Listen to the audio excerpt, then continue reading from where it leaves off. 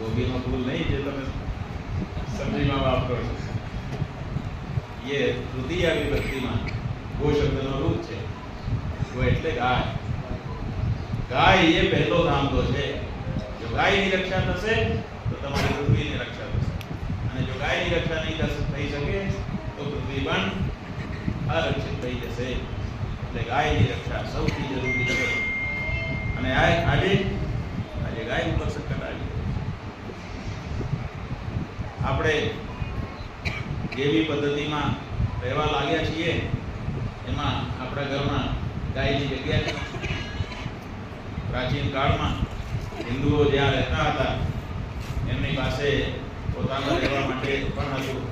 અતિથિઓ આવે એમના રહેવા માટે પણ હતું અને ગાયની ગોશાળા હતી તુલસીનો ક્યારો હતો અને એવી બીજી પણ વસ્તુઓ હતી હવે આપણે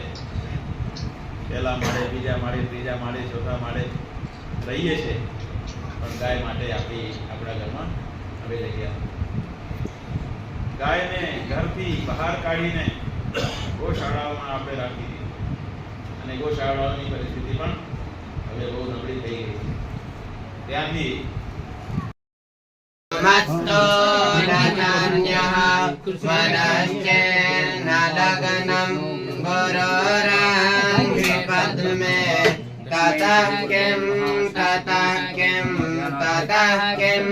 ततः किं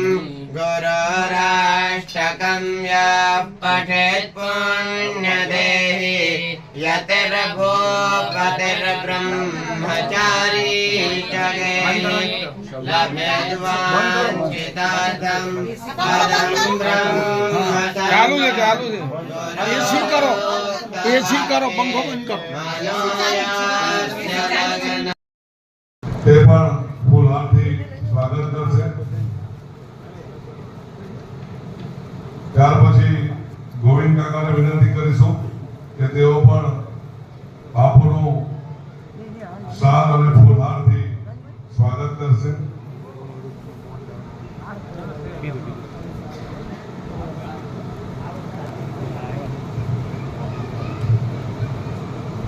મહેન્દ્રસિંહભાઈ ડોડિયાને પણ વિનંતી કરીએ